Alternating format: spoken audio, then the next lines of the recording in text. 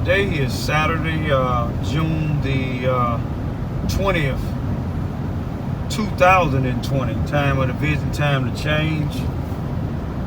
It's 3:03 p.m.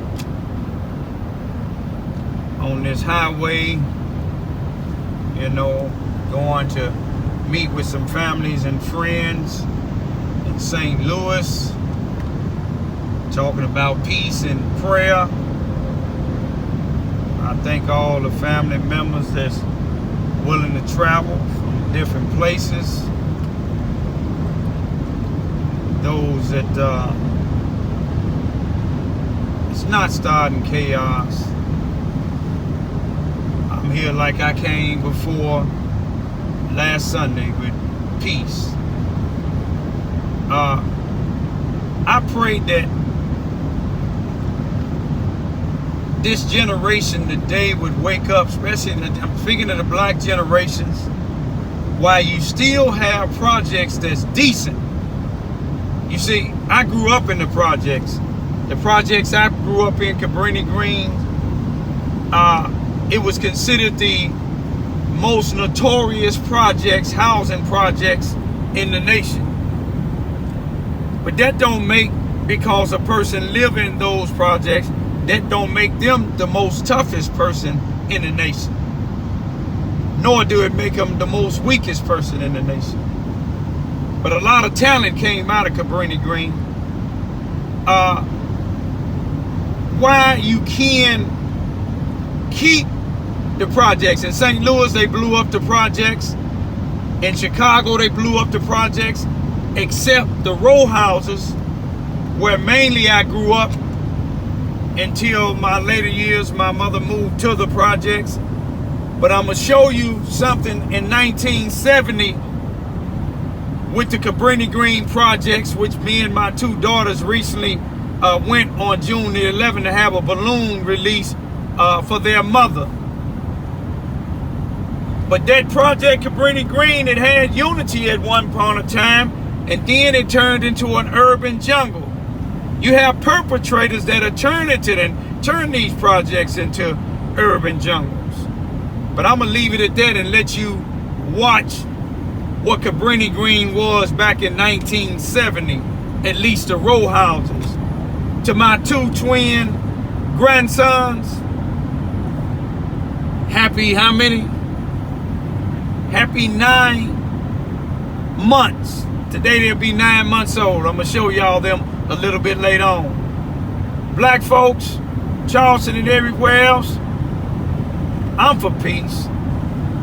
Perpetrators that study try to bring up the incident that happened, God gonna show you something that you never seen before. Some of y'all suffering health, especially my next door neighbor suffering health, and you study talking about this issue, and you white trying to start mess with the black people. You study trying to infiltrate black on black crime, but it's gonna come back on you. Peace be still. Weeks ago, 2 Chicago policemen were shot to death by snipers at a housing project.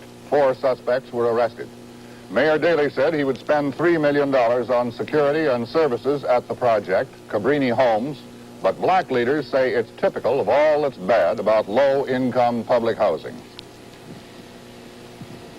These are the children of the Cabrini project. Most are fatherless, most are poor, and most of them have little hope for the future.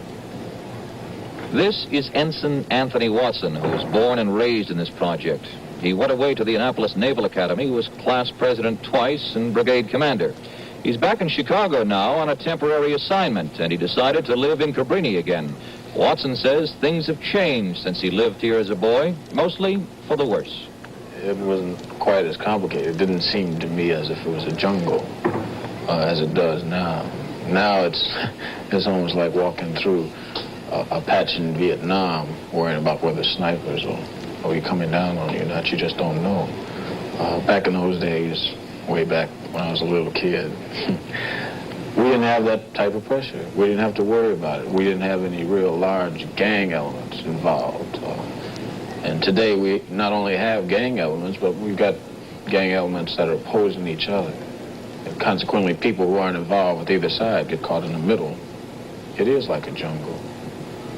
You don't have to come in and tell the kids that they're poor. You don't have to come in and tell them that they don't have any food to eat, or they don't have any clothes to wear to school or to church on Sunday. You don't have to come in and tell them that they don't have a home to go to at night. They know that. They know that from the time that they're able to walk and talk. And they see the dope addicts, and they see the gang elements, and they see the prostitutes on the streets and in the buildings. They see all this type of thing, and this is their social atmosphere. This is something that they grow up in. This is something that they can't escape from, the ghetto, a situation from which they are not able to escape. I think one of our best approaches might be to concentrate on trying to give some opportunity to the young people, to give them some sign that there is a ray of hope left in Cabrini.